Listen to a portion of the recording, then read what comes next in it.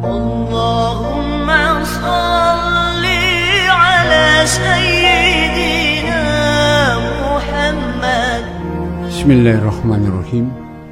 Assalamualaikum warahmatullahi wabarakatuh. Bismillahirrahmanirrahim. Alhamdulillahirabbil alamin. Inna a'tainakal kausar fasalli li rabbika wanhar. Inna sani'aka huwal abtar. La in sakartum la azidannakum wa la in kafartum inna adzabil lasyadid. La haula wala quwata illa billah. Amma ba'du. Hadirin hadirat rahimakumullah.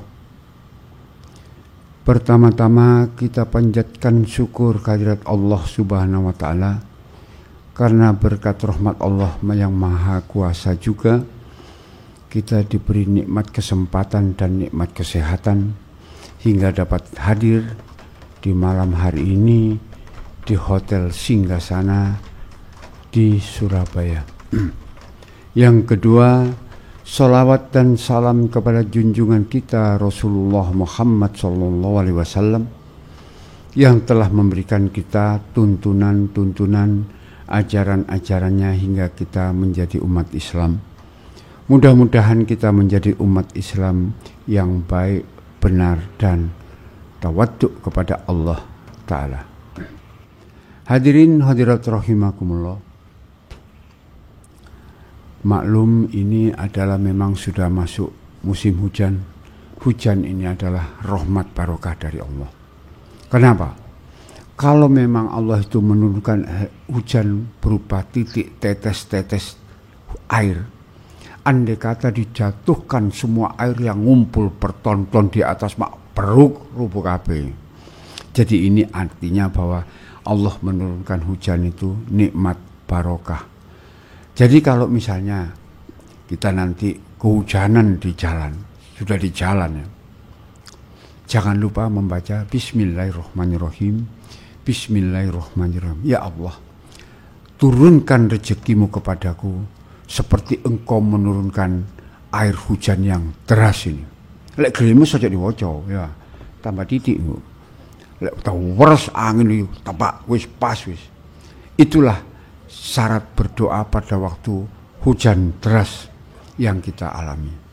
Dan itulah kita memohon, turunkan rezekimu kepadaku seperti engkau menurunkan hujan yang deras ini. Insya Allah, Allah mengabulkan doa kita. Jadi ceritanya ada. Ya, awalnya itu ada satu cerita. Zaman dahulu ada toko. Tokonya itu kecil tapi tidak ramai. Tapi terus saja orang datang. Orangnya kaya yang pemilik. Tidak ramai kelihatan, tidak uyel-uyelan. Tapi utun, continue yang beli. Ditanyalah sama seorang sufi. Assalamualaikum. Kok iso kon tokomu gak rame? Apa yang kamu baca doanya? Yaitu tadi. Saya membaca Bismillahirrahmanirrahim dikala hujan lebat. Itu permohonan saya. Ya Allah, limpahkan rezekimu seperti engkau menurunkan hujan yang lebat ini. Wangin bantlak tambah sip itu. Tapi gak usah udan-udan, lek kepetapaan no pikir omah ya gak apa-apa. Ojo sampai moro-moro dikon Pak Dasak udan-udan menini flu kabeh. Lek gak flu Pak Dasak sing ngongkon, enggak. Kebetulan sampai nok dalan nyetir motor, pan sepeda motor wis mesisan udan-udan tanggung ya mendonga pisan ya. Karena air ini adalah air yang diturunkan oleh Allah. Tidak ada manusia yang menciptakan air, hanya Allah yang menciptakan air. Tidak ada orang yang menciptakan angin, Allah yang menciptakan angin. Jadi ada angin kita bersyukur, ojo sumuk tok ngamuk. Wang ini banter ngamuk, udan terus ngamuk, panas gak udan-udan sambat. Jadi itulah kita diuji bersyukur dan bersyukurlah engkau apa yang diberikan Allah pada kita. Karena oleh karena udan yo garing kabeh, panas tok yo gosong kabeh, engko ireng kabeh maneh kan padahal enggak kan. Jadi begitu. Kedua, di dalam kita beragama, Allah mengatakan tiada agama bagi orang yang tidak berakal. Orang gila itu tidak diwajibkan beragama. Orang pikun itu sudah tidak diwajibkan beragama. Wis gak iso sholat 5 waktu karena lali wacanani, lali rokaati, lali sembarang kali. Jadi orang yang sudah uzur dengan kekurangannya tidak diwajibkan untuk sholat, tidak diwajibkan untuk puasa. Sampai sehat-sehat ono kewajiban nih, tetap sholat, puasa, zakat, berhaji itu masih merupakan kewajiban di dalam rukun Islam. Jadi kalau kita ini mengabaikan itu semua, artinya kita tidak menjalankan apa yang diperintah oleh Allah, apa yang dituntunkan oleh Rasulullah. Jadi kita ini jadi ngambang. Kalau kemudian kita ini sudah menjalankan, ada orang sampean poso, sampean sholat, tahajud, wiritano. Pak, kula niki sampun seminggu wiritan sholat, gerengan ten perubahan, Pak. Utang gua tambah. Urusannya mbek utang iki urusane Gusti Allah, njaluko. Mosok seminggu langsung dibayari mbek Gusti Allah. Sampun seminggu Pak kula bengi melek wiritan salat, wiritan sedina, seminggu njaluk banter. Jadi itulah kadang-kadang kesabaran kita itu harus kita lakukan. Sabar. Sabar ini dulure subur jarung. Sabar subur. Tapi kita kan tidak mengarah ke sesuatu yang menjadikan kita putus asa dengan doa. Jadi jangan sampai kita itu buruk sangka kepada Allah. Karena belum apa-apa seminggu, 2 minggu durung wis sambat. Ada juga orang datang, dia belum punya anak sudah 5 tahun. Tak suruh wiritan, baca doanya, itu doanya Nabi Ibrahim. Sudah Pak, sudah saya baca. Sudah 6 bulan ini saya baca, melaksanakan puasa niatnya supaya punya anak. Nah terus saya kok belum hamil Pak? Bojomu nang ndi? Layar Pak, sudah 1 tahun. Nah terus itu anak kucing kayak apa? Jadi kan tidak logis alasannya itu. Saya belum hamil, belum lah itu mau. Sudah sabunnya Pak Dasa, wis entek 6, gak hamil. Terus ya apa? Ya itu tadilah kesabaran dan ya logika kan bojone njaluk meteng. Tidak mungkin. Nah, di dalam kita juga beribadah itu ada satu yang harus kita ingat bahwa janganlah meminta seperti apa yang saya harapkan. Allah menurunkan selalu yang terbaik di mata Allah. Itu sing barokah. Sampai njaluk karepe dhewe lho, kok kono nyangsang, wah aku njaluk dikek ngene wan. Lah kon njaluk karepmu dhewe. Jadi kalau kita minta yang terbaik di mata Allah, yang terbaik di mata masyarakat, di mata umum. Karena kalau itu sudah terbaik di mata masyarakat, insya Allah. Karena ada lagi satu hadis mengatakan begini. Kalau engkau rajin sholat, itu hanya untuk dirimu sendiri. Kamu rajin berpuasa hanya untuk dirimu sendiri. Kamu bersedekah mengharap barokah hanya untuk dirimu sendiri. Apa yang membahagiakan Allah? Yaitu perbuatanmu kepada sesama manusia. Itu yang membahagiakan Allah. Bukan sholatmu, bukan puasamu, bukan hajimu, bukan sedekahmu. Berbuat baik kepada sesama manusia. Itulah yang membahagiakan Allah. Jangankan kita itu sudah berbuat baik, masih niat sudah didatat oleh Allah. Orang ini baru niat saja sudah dapat catatan. Oh iki wis niat dong, sudah dapat pahalanya. Tapi kan kita beribadah bukan mencari pahala, ridhonya Allah. Itu yang benar. Bukan karena iki sholatnya sakmene, ganjarannya sakmene. Tidak. Kita melakukan itu harus dengan ikhlas. Bukan karena ini saya pamrih. Ada lagi yang begini, yang salah. Engkau le aku urusanku ki dadi, aku poso saulan. Gak dadi terus gak sida poso. Seperti misalnya ditargetkan Allah itu. Ya Allah, aku ki poso, lek rezekiku mudhun, lek gak mudhun gak poso aku. Seperti itukah manusia memaksa Allah? Ya tidaklah. Mau dia berhasil, lakukan dulu ibadahmu. Lek niat kon poso ya poso dhisik. Ojo ngenteni oleh rezeki bayar utang baru poso. utangnya gak mari-mari, wis gak sholat, gak poso, wis gak mareng, gak mudun-mudun rezekiku bayar utang. Jadi itu yang kadang-kadang salah dalam pemahaman umat Islam sekarang ini. Apalagi musim pandemi, apa yang saya lakukan, apa yang begini-begini. Tapi ternyata di dalam musim seperti ini banyak orang panen raya, usahanya berjalan, ibadahnya lebih rajin, anaknya diurusi saiki sampai ono sing viral, ibu-ibu toko Manado mau anaknya gak ngerti-ngerti Pancasila, sampai nonton palingnya. Karena itu Pancasila satu, bingung mana ibunya yang stres sekarang. Jadi itulah saat kita dekat dengan putra putri kita. Putra putri ini adalah rahmat barokah dari Allah yang merupakan kewajiban kita mengisi apa yang dalam hidupnya. Ibarat kaset kosong, memori sing kosong, diisi apa tergantung kita yang mengisi. Diisi dangdut ya mlebu nyanyi dangdut kasetnya, diisi ngaji ya ngaji. Nah selama ini kita disibukkan dengan kesibukan, jadi anaknya disekolahkan full day school mulai isuk sampai sore, anak itu stres, banyak kejadiannya semata-mata karena ibunya gak gelem ngurus anak, wis lebokno full day school sampai isuk sampai sore. Dianya ibunya kemana? Ngumpul ambek ibu berangkat nang mall, sore mapak anake sing macam-macam. Jadi inilah sesuatu yang ditunjuk iki lho, urusan anak istrimu, suamimu, yaitu urus dalam corona ini. Saya juga gak iso nang dindi karena memang masuk corona ndak boleh kemana-mana. Di dalam negeri ndak boleh, di luar negeri gak apa-apa lagi, sekarang tutup semua. Kemarin hari Minggu pagi ada murid saya dari Hong Kong pulang. Aku cek jero sepedaan, Pak saya sudah di depan. Kok ini apa sih? Aku gurung sepedaan ngurusi.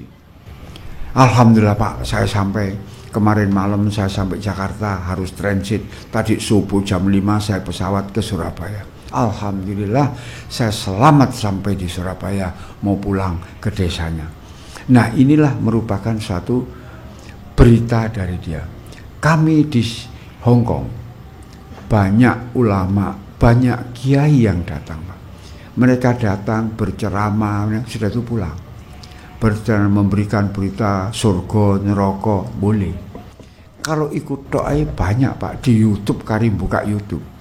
Tapi yang kami rasakan, ini bukan aku yang dikultuskan, saya tidak. Kalau Pak Dasak selesai kausaran disubuk, sekarang banyak anak-anak yang kerja sudah pada pulang Pak. Saya mendoakan, waktu itu warga Sidikia banyak yang bukan. Hampir ratusan datang itu bukan warga, hanya kebetulan dari Indonesia, ada yang dari Filipina, ikut berdoa. Kemudian mereka sungkem, saya doakan kamu segera pulang dan kamu bawa uang banyak. Karena saya tahu bagaimana kehidupan mereka di Hong Kong, utamanya Hong Kong, Taiwan, Kuala Lumpur sama. Mereka kerja di dalam satu rumah apartemen itu berapa luas sih? Paling banyak 2 kamar, suami istri, anaknya 2. Mereka tinggal di luar ruangan, harus masak babi, apa pesanannya tuannya dia lakukan. Kapan dia beribadah, kapan dia berzikir. Itu yang sulit, sampai enak no gini. Sak waya-waya iso sholat, iso wiridan, mereka tidak. Di situ saya doakan, banyak yang pulang. Sudah 2 tahun ini ada yang dari NTT, Kupang, ini Nasrani. Ada yang dari Riau, sekitar Sumatera, sudah pulang. Alhamdulillah Pak, saya pulang ini, minggu depan saya menikah. Lu banter ya kok. Itu, mereka merasakan, sudah banyak yang pulang. Mereka sudah pada kembali ke keluarganya. Karena ada suaminya, ada anaknya, ada orang tuanya. Mereka kembali, termasuk yang kemarin hari Minggu.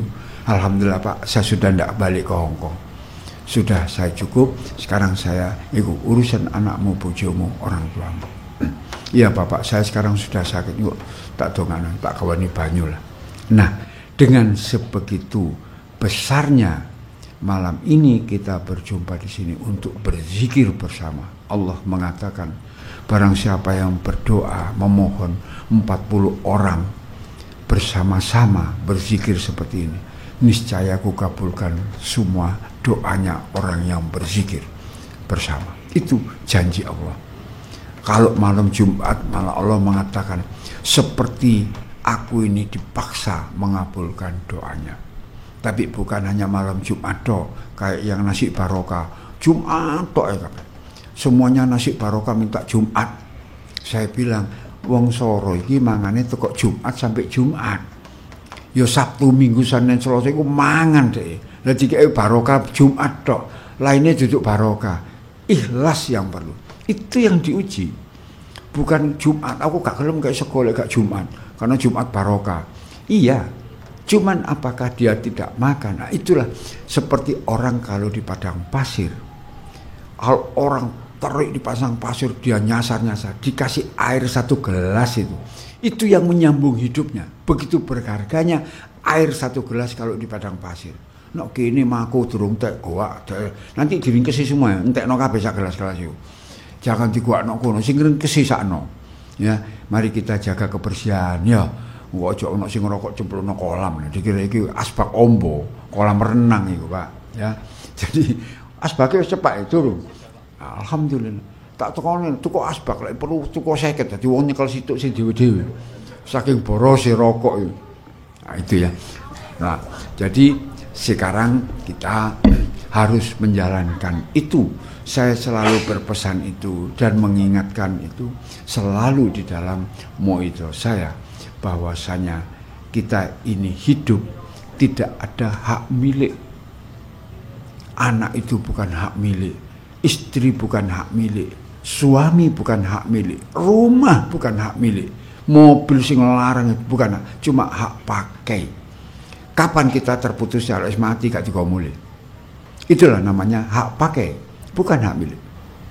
Nah, nanti kalau sudah gak apa-apa, aku dua HP itu hak milik, aku mati pengen ketemu HP ku kan gak apa-apa. Enggak tak go mati, hak pakai toh.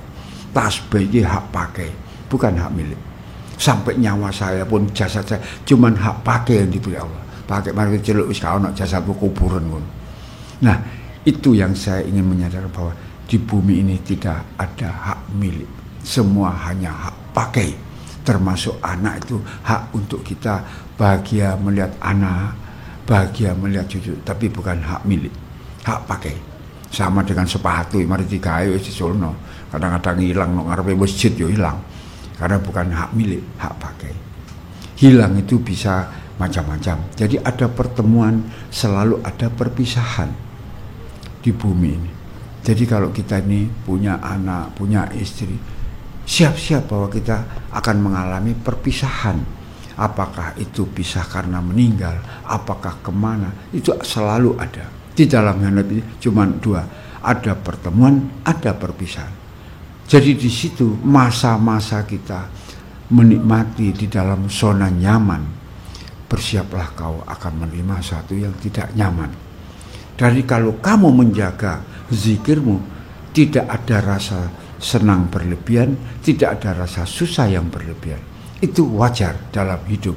Seperti lonceng, kadang ke kanan, kadang ke kiri. Coba ingat, malaria, wis gak krungu moro-moro muncul. Demam berdarah, wis gak ono jarine, ono maneh muncul demam berdarah.